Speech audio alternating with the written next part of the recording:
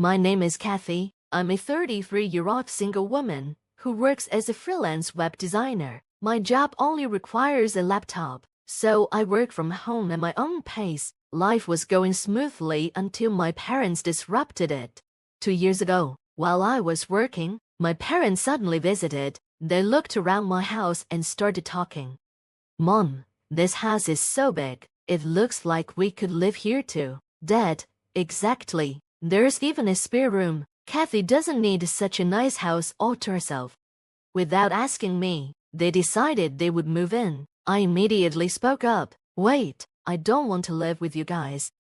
Dad turned red with anger and shouted, "This house was originally your uncle's, but you took it over for yourself. We're moving in this weekend, and that's final." The house belonged to my uncle, who was very fond of me. He let me live there, and even told me I could use it as I pleased. The title was still under his name. My parents' old house had fallen into disrepair and needed expensive renovations they couldn't afford, so they sold their house and decided to move into mine without even asking for my consent. I didn't want to leave them homeless, so I reluctantly let them move in, but from the moment they arrived, things went downhill. My parents constantly criticized me. "Mom, Kathy, you're over 30. When will you get married?" Me, "I'm happy focusing on my work right now." "Dad, keep saying that, and you stay single forever. Learn something from your sister." I replied, "Her marriage isn't going that well, is it? I'm fine with how I live." That's when Mom butted in.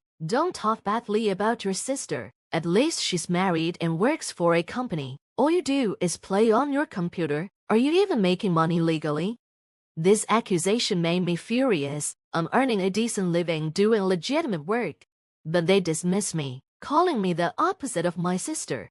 My parents always compared me to my sister, Sandy. Sure, Sandy worked for a company, but it was just a temporary office job. I didn't look down on temps, but I earned far more than she did. Still, my parents' constant criticism hurt, especially since they didn't seem to understand my work-from-home career. One evening, as I was making dinner for my Everardo parents, the doorbell rang. To my surprise, it was Sandy, carrying a mountain of luggage. "Sandy, what's going on?" I asked. "Long time no see, Kathy. This is sudden, but I'll be living here from now on," she replied casually. "Ah, living here? Since when?" I stammered, completely confused. "Oh, didn't Mom and Dad tell you? I got divorced," she said matter-of-factly. Without waiting for my response, Sandy went upstairs and took over an empty room. I tried to argue, but my parents sided with her. I couldn't stop it, and from that moment, my stress levels skyrocketed. Sandy had quit her job after her divorce. Instead of looking for work, she spent her days gossiping with our mother, mostly about me. One day, I overheard them while I was cooking. "Sandy, Mom, isn't this dress cute?" "Mom, oh, yes, you're so pretty, it'll suit you perfectly." "Sandy, don't you think so, too? It's not something plain Kathy would wear, right?"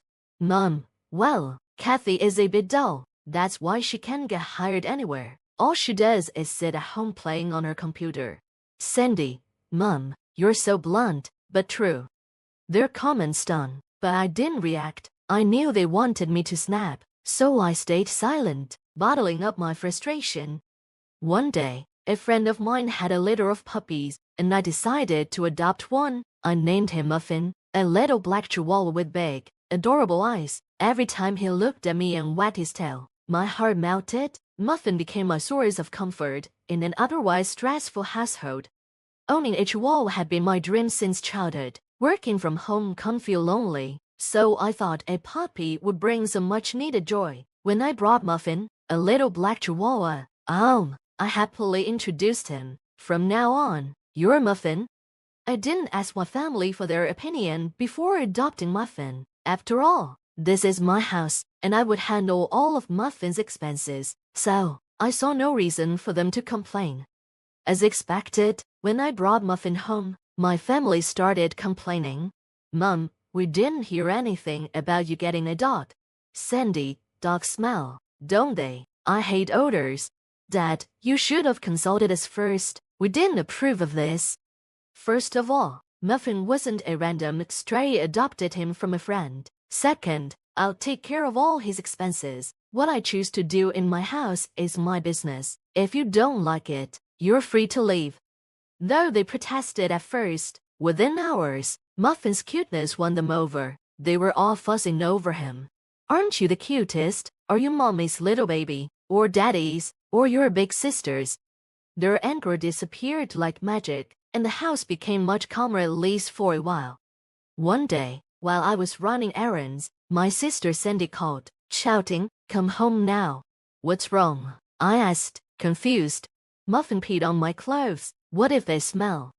I sighed. "Just wash them, and it'll be fine. Isn't it your fault for leaving your clothes on the floor?" "What? My fault?" "No, it's because of your poor training," she snapped.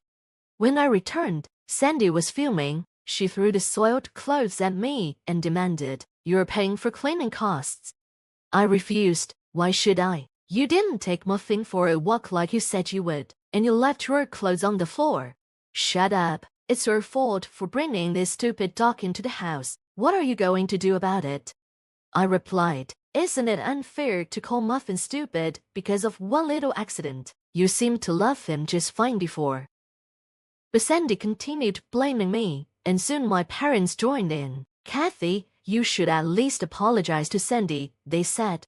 "This is all because of Muffin," Mom added. Frustrated, I tried to explain, "Muffin is a puppy, like a baby. He'll make mistakes. Can't you forgive him once in a while?" Sandy wasn't having it. "Kathy, you made the right choice by staying single. If you ever became a mother, I doubt you'd raise a decent child." That was it. I couldn't believe her words.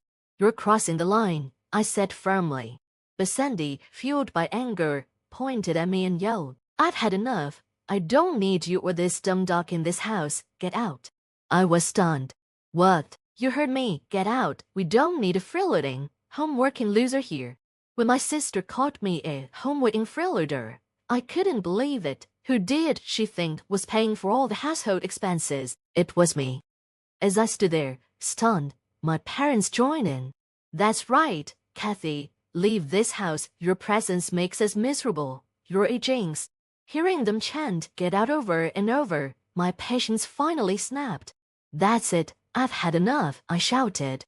I packed my things, took Muffin, and left the house. As I was leaving, my sister sneered, "This is all your fault. If you just obeyed me, none of this would have happened." Suppressing a grin, I left. I had a plan. They didn't know it, but their actions had sealed their fate. A few days later, my sister called in a panic.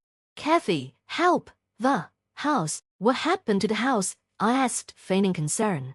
"We've been told we have to leave by the end of the month," she cried.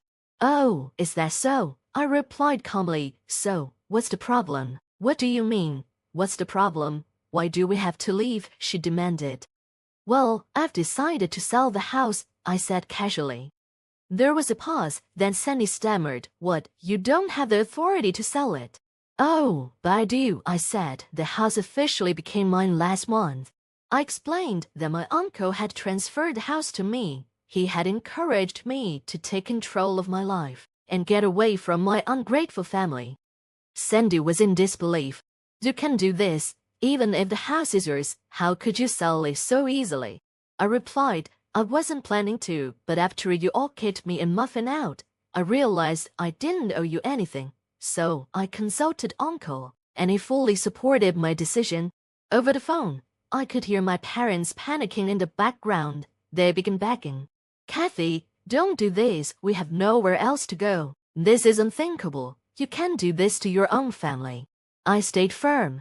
"Respect? What respect have you shown me? You've always looked down on me, constantly comparing me to Sandy. And who do you think has been paying for everything these past few years? I only let you stay because you had nowhere else to go. And this is how you repay me by treating me and Muffin like nuisances and kicking us out. Unbelievable." They had no response. I didn't stop there. "Trying to make yourselves happy by driving out the rightful owner is shameless. You people belong in hell." Hearing my anger, my father pleaded, "Please, Kathy, we're sorry. Help us." But I was done. I don't care, fend for yourselves, you idiots.